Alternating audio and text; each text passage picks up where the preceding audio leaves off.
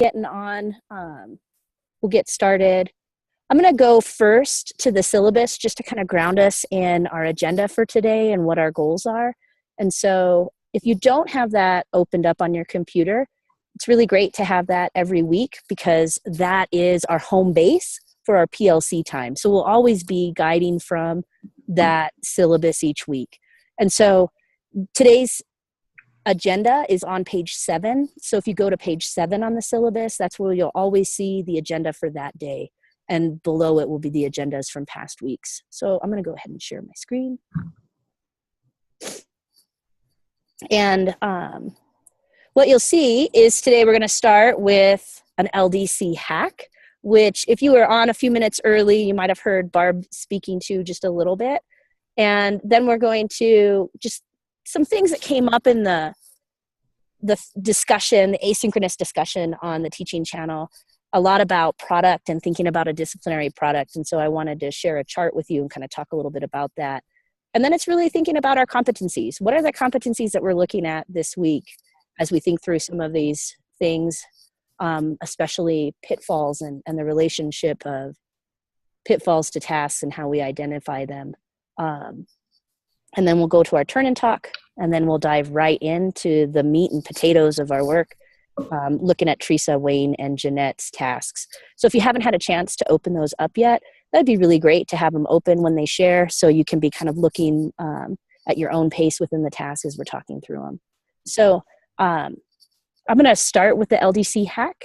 And snapshots are, so this is a task that I'm kind of working on right now. So I'm going to show you how to do a snapshot from it. But one of the things that Barb was mentioning earlier, and I think a lot of you are seeing as you're looking at other people's tasks, you're going through the course content, and you're thinking about revisions that you want to make, is that there's a feature called snapshots. And so it's a way to capture your learning or your task at different periods in time. What it does is it creates a PDF that you can go back to and cut and paste from and really track your thinking. So we were mentioning to Wayne earlier that over the last couple of days, as we were trying to get a feel for his task ahead of time, his task kept changing in these really wonderful and beautiful ways. However, it did keep kind of changing and evolving. And so the question arose, I wonder if he took a snapshot, right? And so in order to take a snapshot, all you do is go to more options. And sorry, my video things are in the way. And you see the option to create a snapshot. So you click on that, and it reminds you that snapshots are these read-only versions of your module, and it saves that record, just like I was talking about. You can click this to not show the message again, but I kind of like it coming up sometimes. So I'm going to create. And now I have a snapshot that's been created of my module. And it'll be housed in the list right here. You can see down here, it has my snapshots. And when I click on that, I can go to the different versions and it'll tell me the date and the time that it was created. So I can really see truly which moment in time that this one was created from. And so now when I want to go back to my live version and make revisions, I haven't lost where I was at when I was working on it at that time. So any questions about snapshots? Has anyone used snapshots before?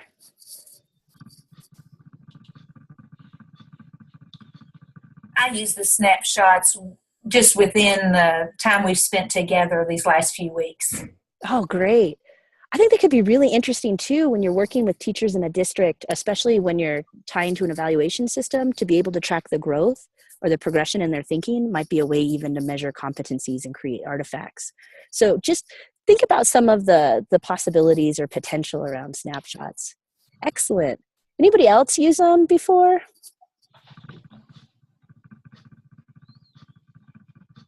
Very thankful for them because I used to take pictures with my phone. Oh, yeah. So I was always afraid if I changed the template, I was like, I don't want to totally lose what I had before. So I'm glad we have the snapshot feature now.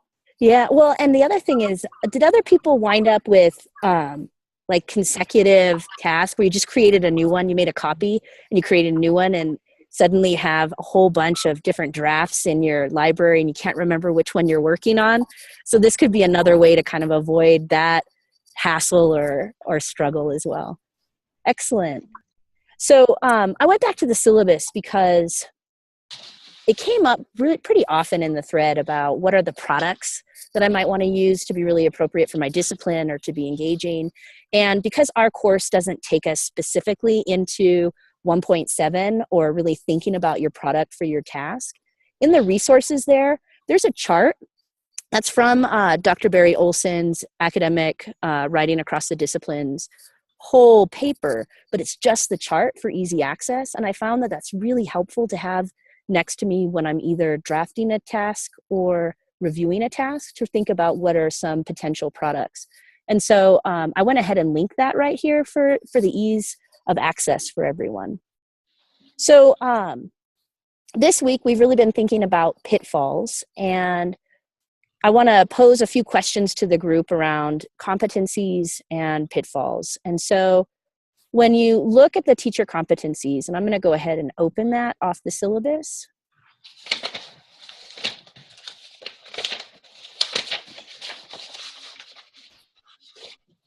Where do you see evidence of the competencies in this week's learning? What do you think the focus might have been when you're thinking about pitfalls, you're reviewing tasks and looking at the optional question? Where do you think that kind of falls into?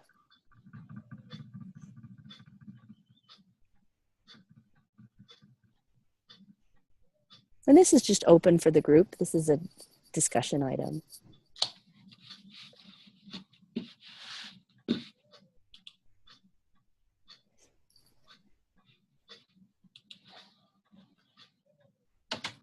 Well, I think I mean, there's some competency one in there around the goal of student learning, but I think it's really the construct a quality assignment that,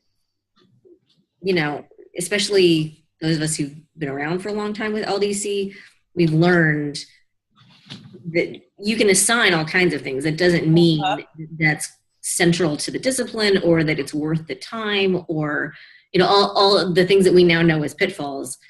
Just because you're assigning something doesn't mean it's worth the time or doesn't mean it's quality. Oh, that's fantastic. Thank you. I really appreciate that. And one of the ways to really measure quality is back to the first part of your statement, right? Is about the standards, right? Do you see evidence of them? Is it tied to it? And those pitfalls are the ways that we accidentally kind of get off mark, right? They're miscues in our design process. Excellent. Other folks, what are some of your thinking or thoughts? One of the things that I found was selecting the text, because mine's coming from a disciplinary focus. And what you find so often is, how do you support students? They don't come with that content background. So you want a rich enough text, but you want it at a level that's accessible for the students, and especially where we're trying to think of that 1 week focus.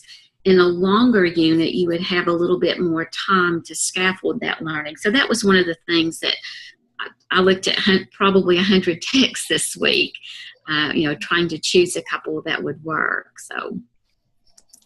Excellent. And that text selection, right? That competency 2C, really thinking about what is the right text for this? Is it complex enough? Is it rich enough? Or does it have enough depth of content for the students to really engage in that thinking? Excellent. Any other thoughts? One of the things that I found, and I shared this on the chat, as I went through this pitfalls, I was going back to modules I've created over the last 5 to 6 years. And I was looking at those tasks thinking, whoa. So I think it was just a really good learning moment for me to be able to even go back and reflect on those that's already been created, even implemented within classes. So now that not only am I working on this new module, but I'm also addressing those that I will continue probably to help teachers use in classrooms when they borrow my modules, because now I'm going to revise those tasks. And a lot of it had to do with the complexity of the text and making sure that there wasn't that pitfall to set the student up for failure. something that really resonates with me about what you were just saying, Lisa, is the ongoing nature of this work, right? Like modules are living, breathing documents. And I think often in some of my initial experiences with teachers, maybe I didn't frame that very well. And they, and that's where you get that, oh, I've done that LDC thing. I made a module, as opposed to really thinking about it is this is learning for us too. It's this ongoing professional development about how we create quality assignments, and we get to do it by creating the work of our classroom, right? And so I think that's really powerful. I'm going to jump back to the syllabus really fast. And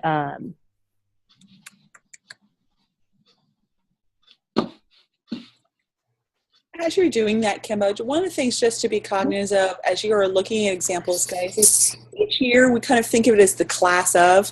When you look at examples and collections, you'll see that they have a date, like if they were during 2011 or something 2015.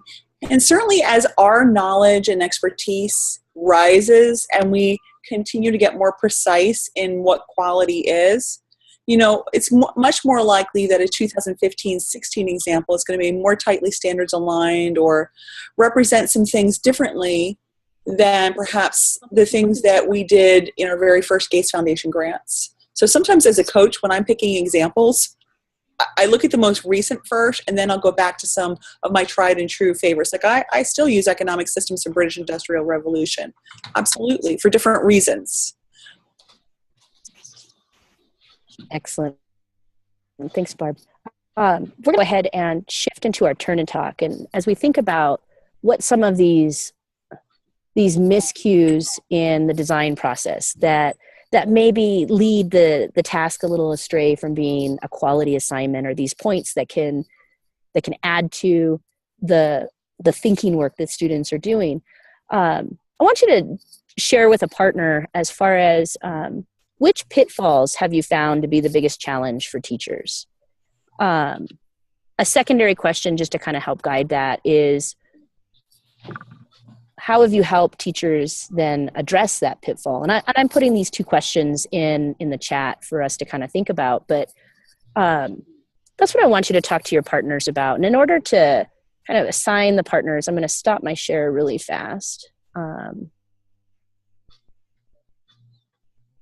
But I have to sometimes adjust the video screen a little bit to do that. And I want to go ahead and partner people up using who's in the room right now. And so let's start with having Lisa. I'm going to partner you up with Jackie for right now, and you'll do your private chat together. Let's do Cindy with Jamie, Kate with Stacy, Mike with Dana, Allie with Jeanette, Kelly Stidham with Kim, Renee with Sheena, Kelly with Amy, Wayne with Jackie, and Liz with Barb. Wait, I didn't get Allie. Right? Allie with me? Did I miss anybody? I'm in there twice. Did I put you twice, Jackie? Yeah. And I wasn't in there at all. Okay, so let's see. Rogers and Rogers, that's the problem. That was it. Exactly. My goodness. Sorry about that. Let's see. I said last Jackie with Liz, right? Okay. No, nobody knows.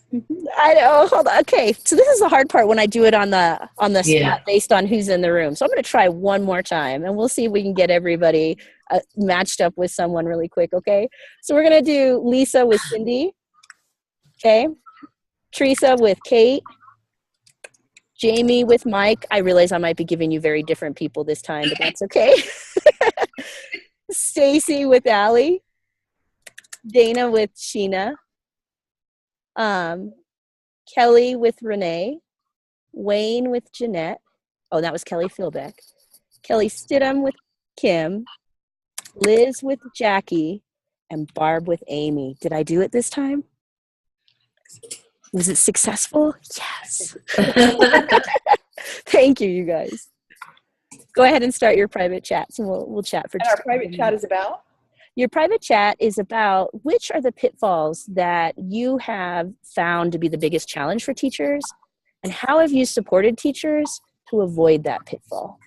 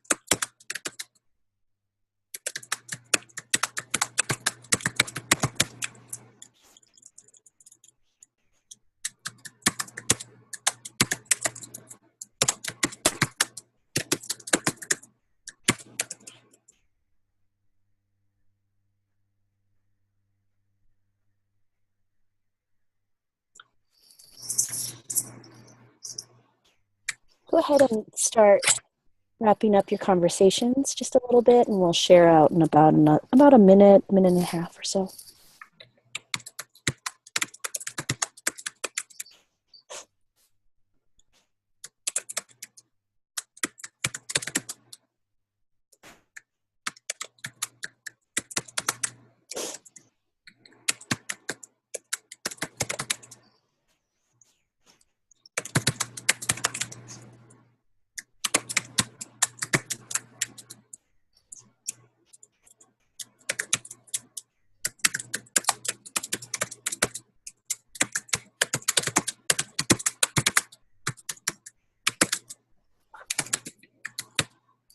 Oh, we have a really cute visitor. I just have to acknowledge. Oh, Hi. I know. I had to leave my conversation and go to hers and say, "Hi, Lucy." Sorry. Well, we have a couple of visitors. We got a cute little girl and a very attractive cat. Oh, visitors are always nice. Oh, look at that face. Hi. oh, I like that too. Yep. I just watched 4 people do that. Uh-huh. Oh, that was Great awesome. recording, Jeanette. Yep, that was great. All right. So what are some key takeaways from your conversations? Let's go ahead and hear from a few groups.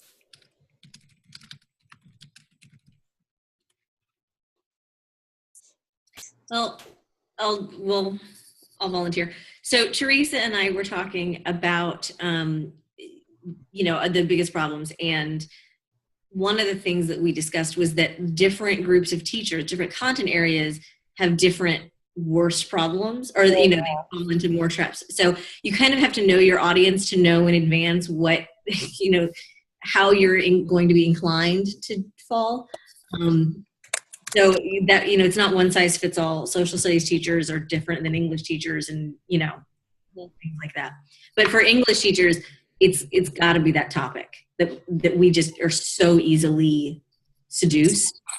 And that's the only way to talk about it, I think, because it's what it is. You see a shiny, pretty topic, and you just, ooh, let's talk. And you completely left your standards, and it's seduction, pure and simple. I've been seduced many a time, Kate.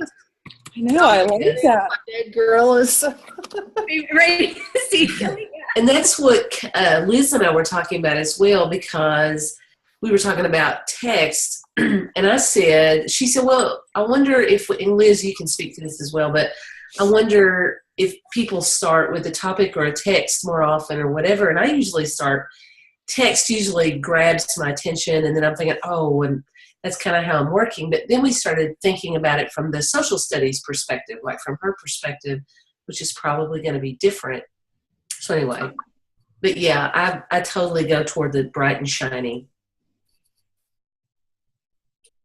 I love that star graphic. Ooh.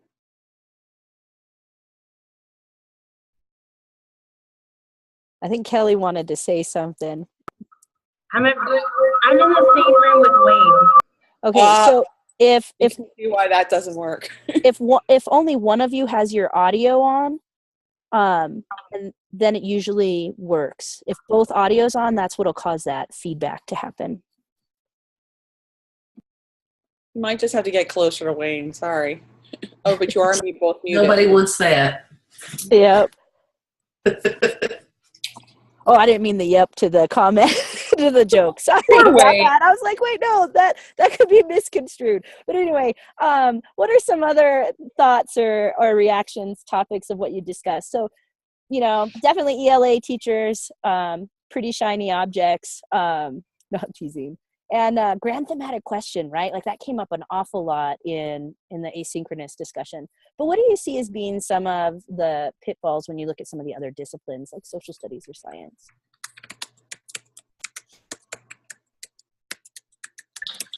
As a science teacher, I can speak to that. I think that sometimes content area teachers, science especially, which is my background, and perhaps other content areas, are focused on their content so specifically that they see the task as kind of secondary. And they see whatever task, doesn't really matter. What matters is the specific science content or social studies content or whatever the content piece is. The literacy comes second if it ever is really addressed at all. Yep. And I see that often in tasks where, and maybe this is more at the elementary level, but oh man, I see it at the secondary level all the time too, is where the text answer the question, right? Like that the text answer it. And I see that as being a really big pitfall sometimes. And I think maybe it comes from that stance of the literacy part is secondary, right? It's all about the content, and this text addresses the content, and I can help support it with kids. And it's thinking about that analytical reading and how they can extract that information and make sense of it. I think it's working okay this time. Does it sound all right? Yeah. You do sound great. Yeah, you sound fine. We're a little worried about what happened to Wayne, but you sound great.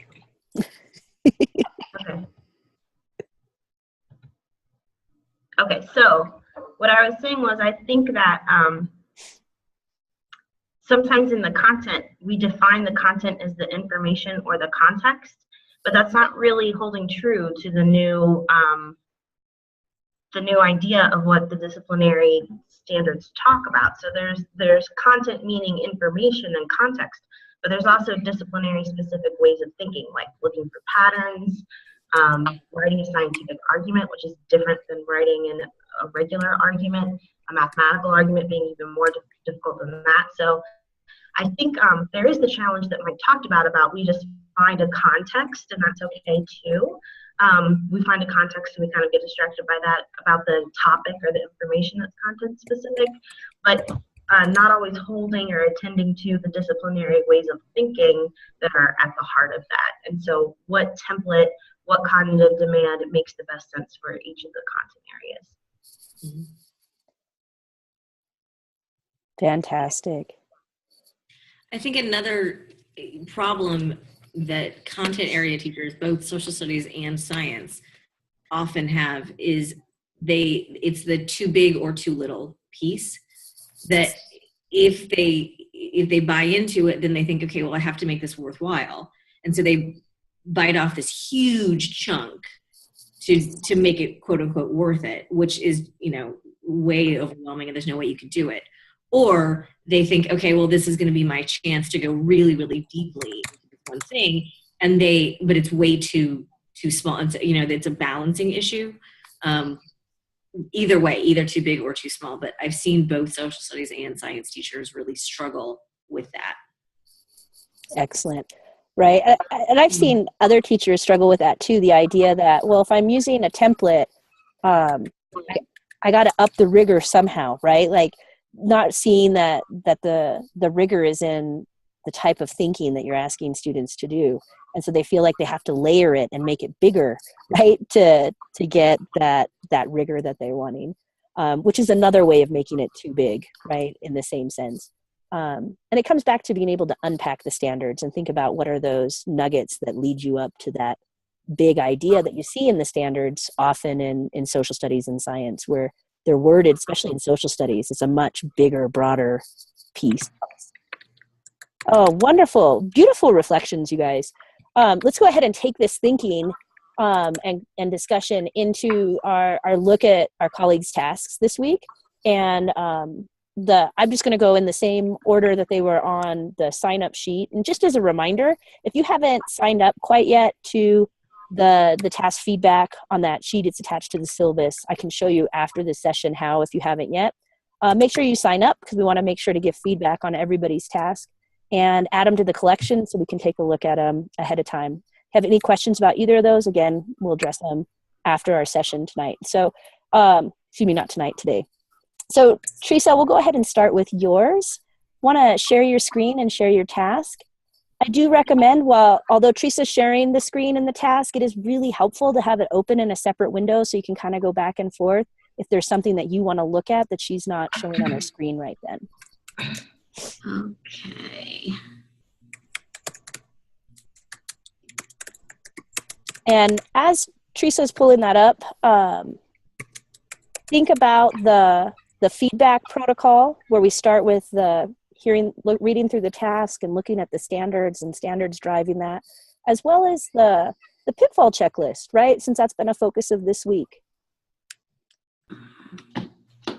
to kind of guide our comments and feedback. Okay. Can you see the screen? Yes, ma'am. Okay. So I come from a healthcare background and I taught health sciences for 15 years. So I pulled a standard from one of the first courses. It's called Principles of Health Sciences. And within that course, one of the first things they start with is looking at healthcare systems, all of the influences of health, personally, socially, emotionally, environmentally, and all of those different factors. And we also looked at different types of healthcare systems. So that's where this topic comes in, and especially in our world today, and we think of the access of the internet and, complementary and alternative medicine and the state of healthcare, there's just a lot of misinformation out there. There's a lot of good practices, but it all comes down to health literacy for students, helping them to be able to read difficult text that provides the background that they need, consider the audience that they're talking to, and then to be able to put that into a language that the lay people can understand. So that's the background of that.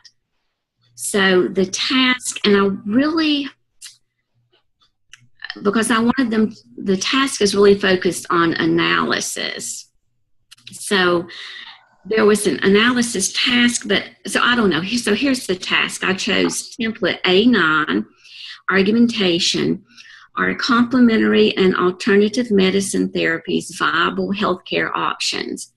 After reading complementary and alternative healthcare, is it evidence-based, and alternative therapies, what are the benefits? What are the risks? What are the challenges? And what are the write a report in which you discuss one category of complementary and alternative medicine and evaluate the effectiveness and safety, and support your position with evidence from the text. And then this demand that I chose really would lead into an extension of the model, identify any gaps or unanswered questions, because I wanted to keep it within that 1 week aspect. The standards that I chose, the first one, the focus one, came from the Principles of Health Sciences, where students had to evaluate services, products, or resources available in the community and states in order to make effective consumer decisions. And let me see if I can pull up my the ELA standards. Yeah, click the all standard button. There you go.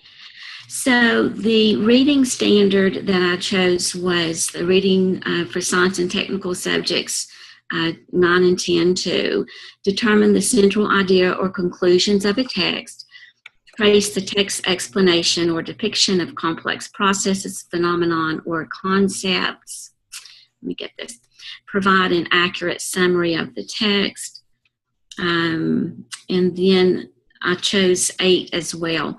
Assess the extent to which the reasoning and evidence in a text support the author's claim or a recommendation for solving scientific or technical problems. And then, of course, the writing would be an argument to support claims of the topic. So when looking at the standards, everyone, and reading through the task, what do you notice? What strikes you? One thing I was curious. Sorry. One of the things that strikes me just right away is I think about that idea of a standards focused cluster and that image that we had in one of our Learn sessions about the 3-legged stool. And so just seeing the one focused standard, I wonder how we could bring the literacy standards into the focus cluster for the task. And that could be just as easy as clicking that focus button. That way when people are looking at it, they can see that that's really driving the thinking work. Oh, okay. So you're suggesting adding one of these as a focus standards? Yes, especially because that's what, I mean, it's a literacy-based task. So adding a literacy standard to focus in on the task and to truly assess with the task, I think would be very appropriate. And from where I'm thinking this this standard 8 would be, because I really want them to think about. Okay. Yeah, that makes a lot of sense. Okay. Definitely. And if you figure, I'm sorry, Kemba, go ahead. Go ahead, Barb.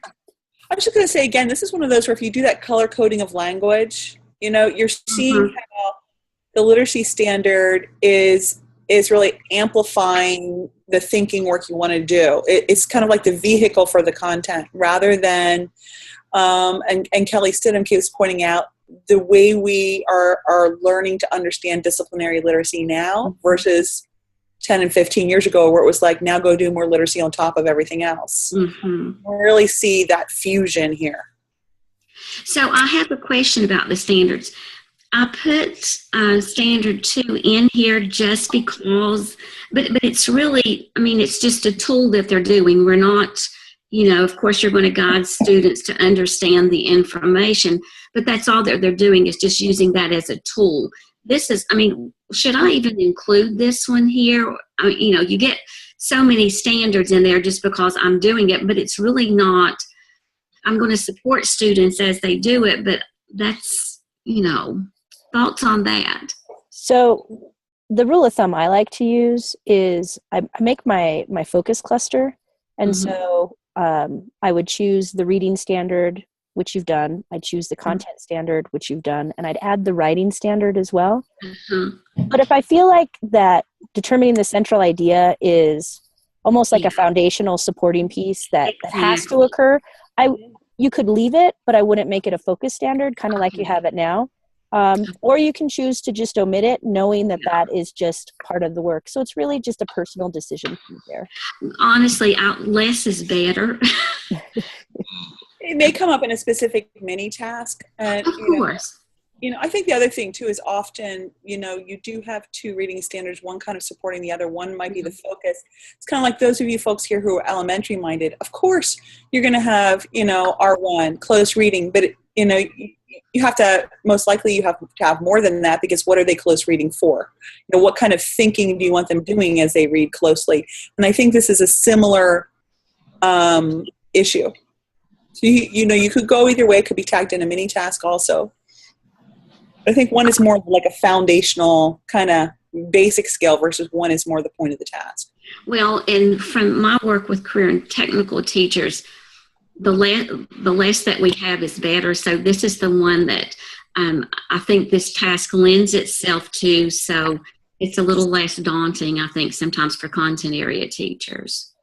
And Kelly has a really nice question in the chat right now about providing explicit instruction to this standard. And I think that's part of why having it identified as a focus from the onset is so important, because now that's part of what's guiding the thinking work of the task as well as the instruction to support the task. So you would want to have a skill that is really targeted towards helping students be able to analyze the quality of those claims. And so you might want to think about, does that need to be present in your task or not? Or is it okay to be in your ladder? And I think that's kind of a next step question once we establish those focus clusters when we're looking at the task. Is that implied and evident there? And the support just needs to be in the ladder, or is it something that you want to make more of a focus within the task? Well, that is the focus of the task, but what I got into, let me see if this will pull it up. The task here, so, evaluate, analyze. To me, I like the word analysis, but I couldn't find, when I looked at the analysis task, it was more informational. So finding one, and I could have just not read it close enough, but that was the problem that I ran into,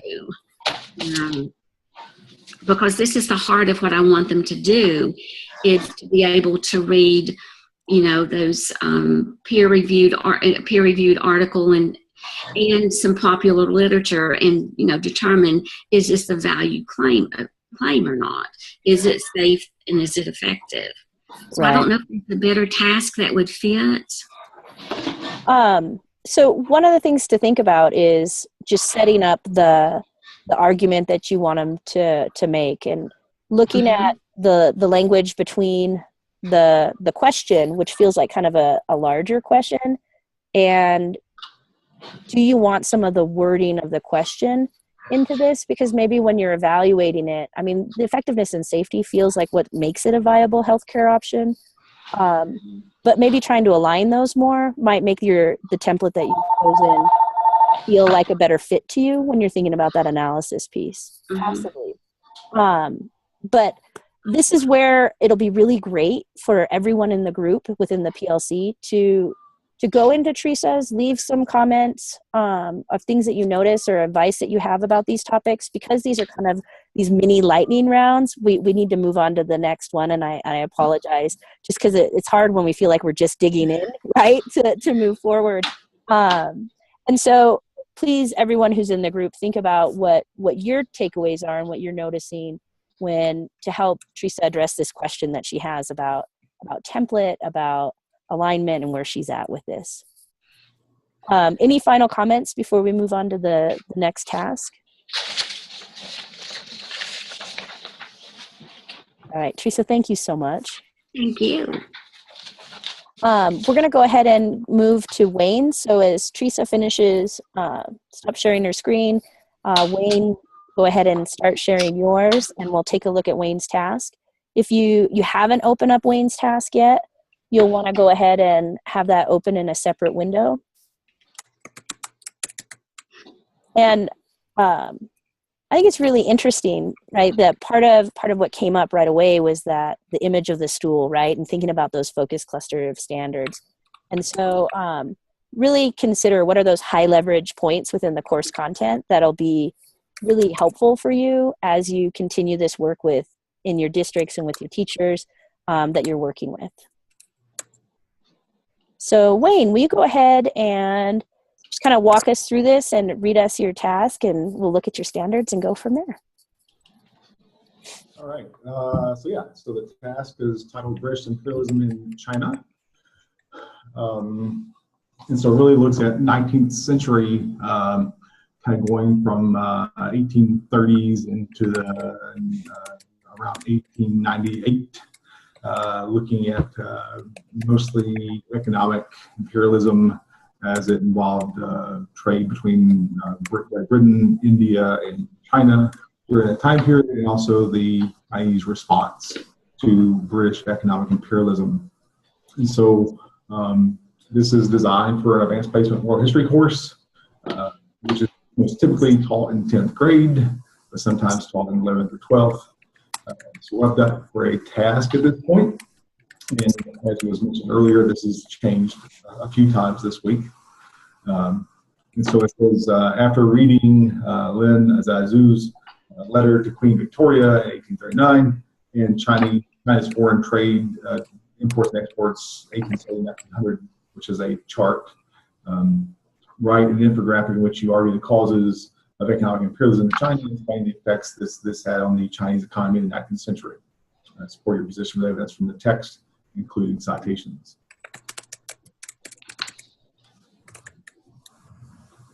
And then my 3 standards. I chose one of the key concepts from the AP World History curriculum, which is key concept 5.2, but it's section 1E. Industrializing powers established transoceanic empires in other parts of the world. Industrialized states practiced economic imperialism. And then reading standard to analyze detailed series of events described in the text to determine whether earlier events caused later ones or simply preceded them. And then also for writing standard, write arguments focused on discipline-specific content. And I have 2 texts. One's a primary source, which is Commissioner Lin's letter, in which he addressed a lot of Chinese concerns, but also detailed the history of Chinese or the economic conditions of China and also British trade in China and his desired response. And then also the other one looks at imports and exports with China during the period of 1870 to 1900.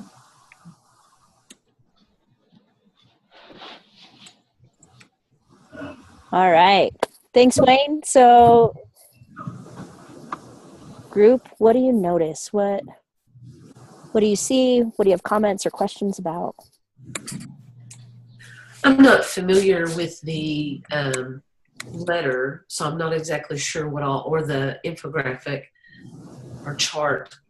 But I was wondering, Wayne, will they have a lot of things to choose from to decide what caused the economic imperialism in China?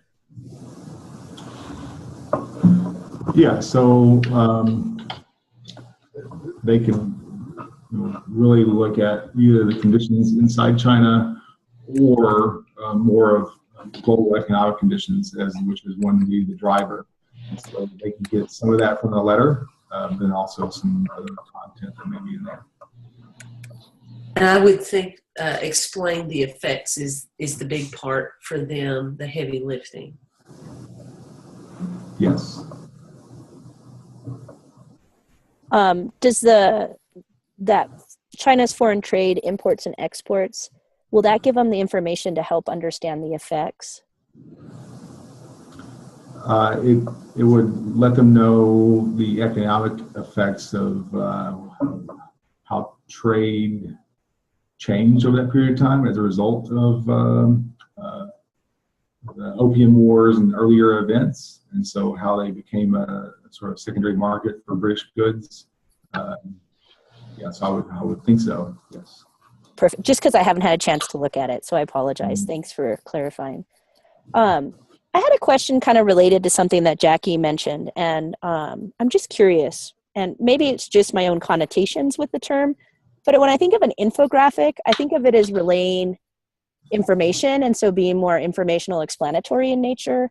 And I just am curious about that. Do other people have that same understanding? Because I'm thinking about it from an argumentation lens, and if that fits. What are other people's thoughts? I had that same thought, and then I've been sitting here pondering how I would do it if I were a kid. And I think it's doable, but I agree with you that I guess just because that's what I'm used to seeing, that my instinct was, oh, I'm not sure that fits. But I don't know that it really doesn't fit. It's just, I have to think about what that would look like. But that's I did the same thing, Kate, and I was imagining myself as a kid creating an infographic and then having to defend why this flow chart or whatever of information is supported with evidence. So yeah, I think, and Wayne too, I haven't read the text, so I struggled thinking about that, but that was my thought as well. And I guess the debate is, hang on, let me look back at the text, or at the, I think it's almost like the explain, I don't know.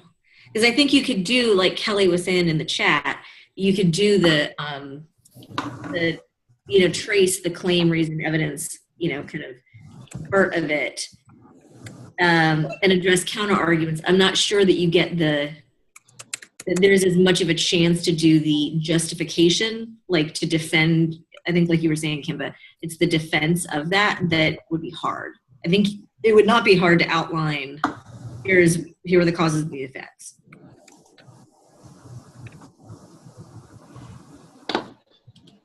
So I just did a really short Google search, and I found a lesson on Read, Write, Think that says, picture this, combining infographics and argumentative writing. Mm-hmm. So somebody out there has already done this or has already started to think along those lines. And I agree with you that I immediately thought the infographic, yes, I can look at the infographic and argue for or against it outside of the infographic, but I think it would be interesting to see if kids could do that. It might be interesting.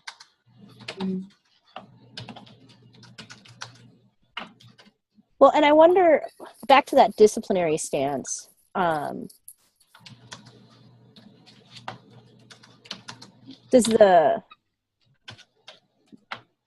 guess I'm back to that question of does it need to be an argument? I'm just curious. Does it make more sense with this content to engage in it for it to be an argument, or could it be an explanatory task? Which they explain the causes. I don't know. But from a historical stance, does it have to be argumentation? It's almost like in science, right? If you're going to make a prediction about something, a hypothesis is fundamentally argumentation.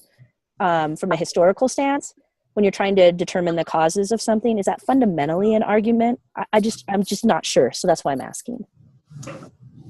I believe so. I think that there's numerous ways in which you can look at the causes of what happens to China as a result of economic imperialism. And so that having to make a decision about which of the causes really led to the effects is where the argumentation comes in. That's just my perspective on it. This has a similar vibe for me as the design report module template from Battelle.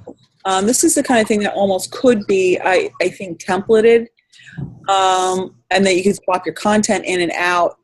The infographic, to me, really lends itself one to synthesis and of course a certain kind of a writing standard, but I think it also really gives you a way to meaningful address the speaking and listening standards because of that needing to defend or make the case. I think the infographic in itself, in a way, is you're using it to make an argument, but a lot of the information is explanatory or informational, but it's how you construct it, I think, that brings that blend. which then, go ahead, Wayne, sorry. Well, just I was reading some of the comments there, and Lisa mentioned about other things going on, and there are also some comments there about the speaking and listening. And so, as I'm thinking about a 1 week module or a very short module, the conversations is really what I would be most valuable in helping students understand the content. And then the infographic could be a way for them to then explain not only cause and effect, but also all the evidence that would lead to what they identified as the causes. And so within a period of only 5 days, I'm not sure that communicating beyond the infographic would be doable without taking away from the content and the conversations. Yeah, good point. And one thing too, as we kind of wrap up with Wayne's and shift into Jeanette's, because that's the next one we'll be looking at, is I think it's really powerful to have these conversations about flexibility and how you might change the product based upon the amount of time and thinking about a 1 text, 1 week module. And I really like your thinking there with this one, Wayne. What I did notice in the asynchronous discussion as well is that some people felt almost boxed in, like they had to do a product that maybe wasn't what they would normally go with to fit the 1 week, 1 text module like cycle. But that's just kind of a starting place to think about them as being a little smaller and different points within your unit in which you could use this type of thinking. And so when you're thinking about it and the product, don't let it box you into something that you don't think is the right product.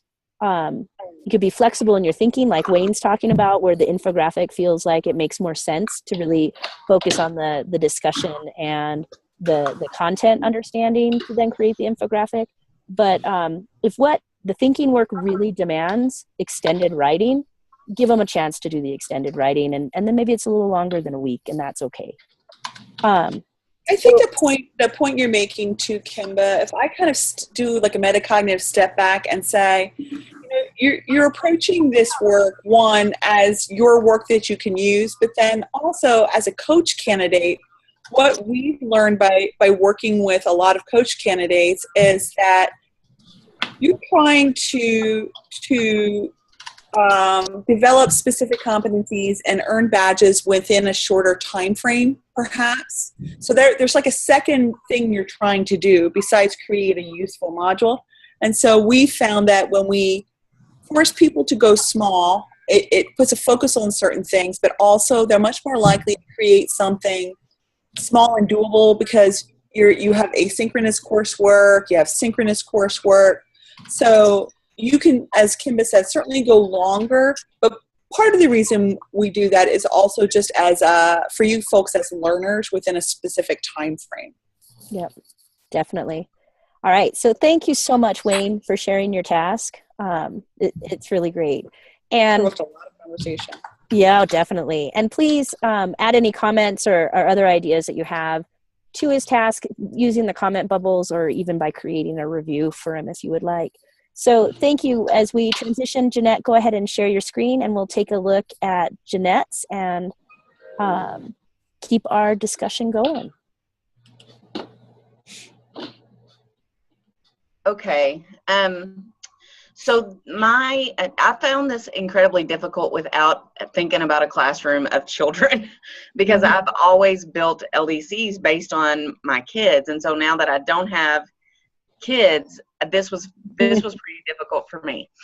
But I did use, mine is about betrayal.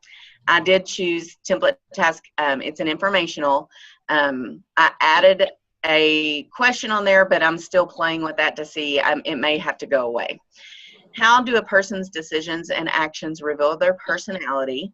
After reading Roald Dahl's Lamb to the Slaughter and the account of Joseph's dream from Genesis 37, write an essay in which you analyze how a character's reaction to betrayal affects the plot of the story, and then support your discussion with evidence from the text.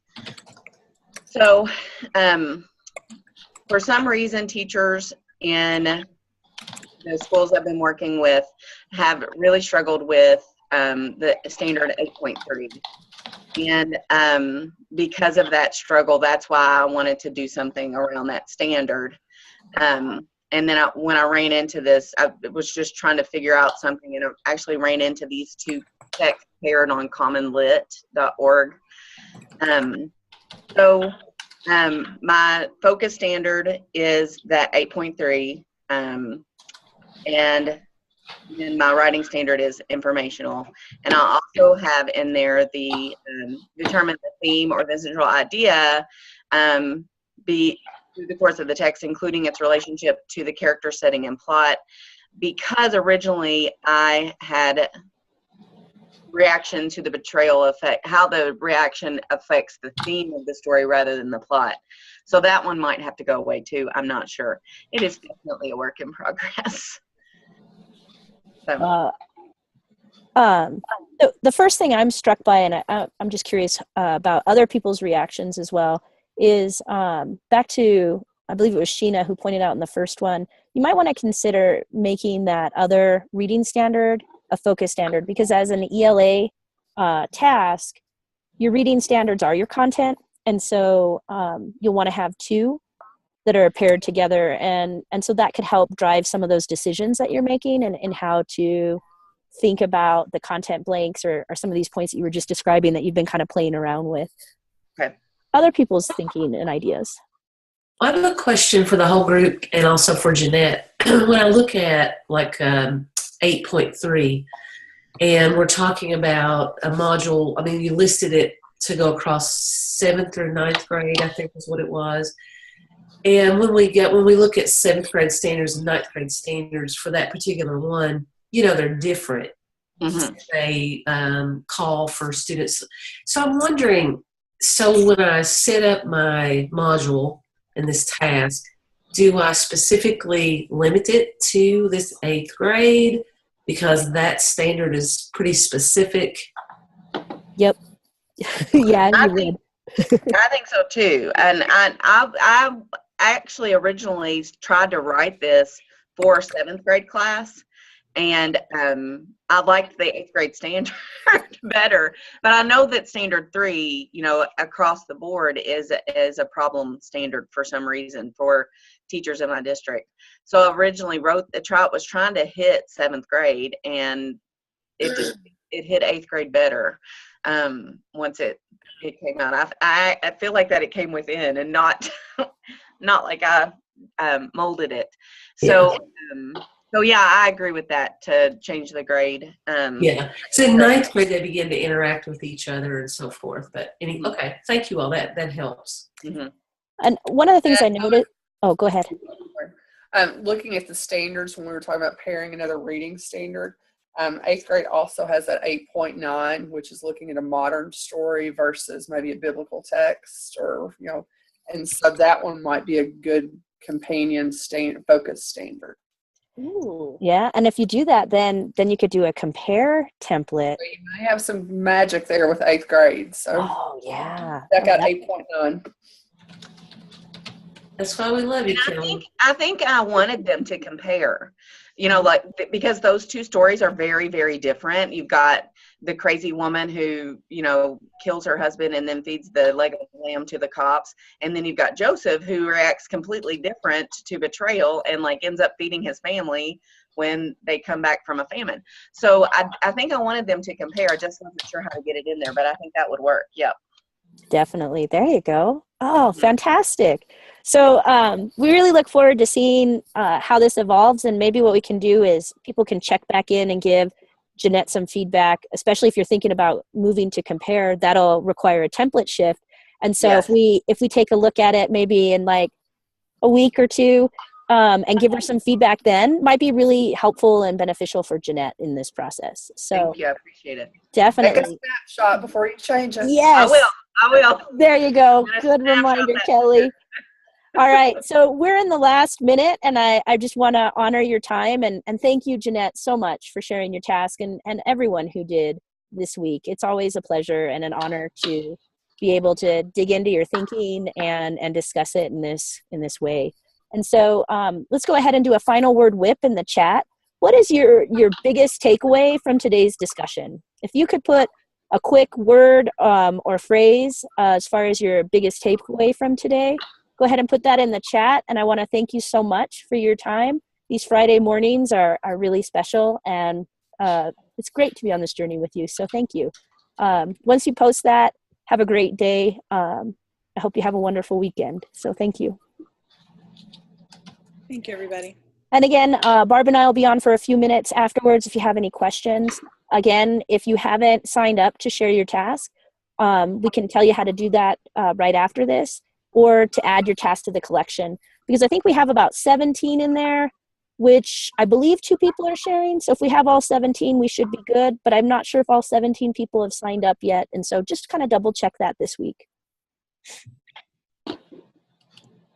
And Kate, did you want to stick around and have that conversation about engaging products for a mini module now, or do you want to talk about that later? No, I mean, I just wanted to make sure that we didn't, I mean, we can talk about it on a different Friday. I just wanted to make sure we didn't walk away from it completely, because so many of us are focusing on those smaller modules.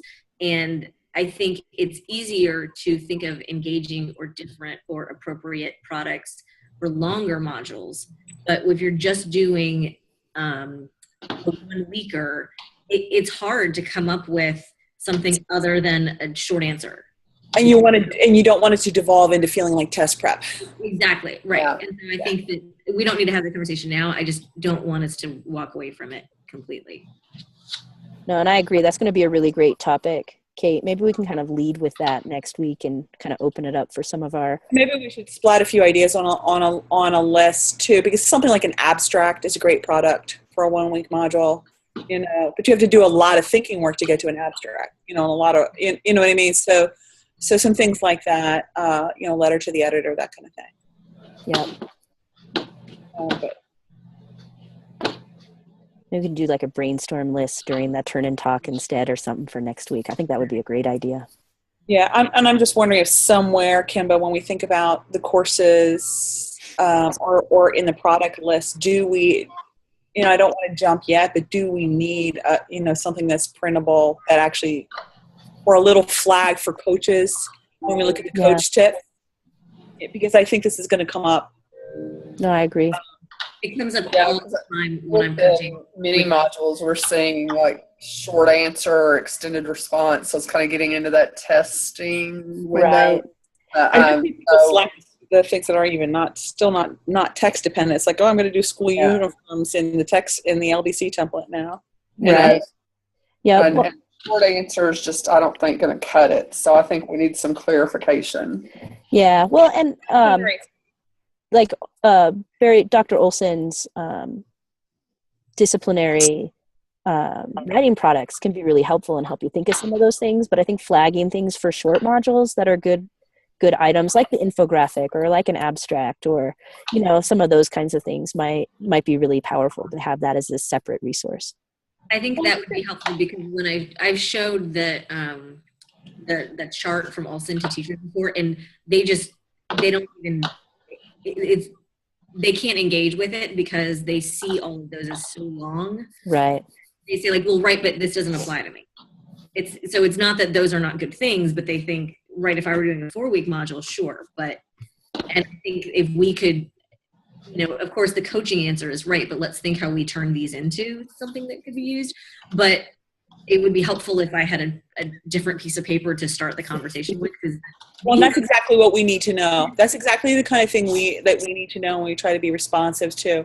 And I don't think we've heard this with any other groups that strongly yet, but I think, but usually it's like once you hear it, you know, then it's like you start seeing it other places. Yeah. So I think that's a good point. And Jeanette also had a good one. I mean, here, Kimba, about coaching people from different contents for different pitfalls. Yeah. But to think about where to work that in. Perfect. Awesome. Well, thank you so much, everyone. It's been another wonderful Friday morning. Thank you.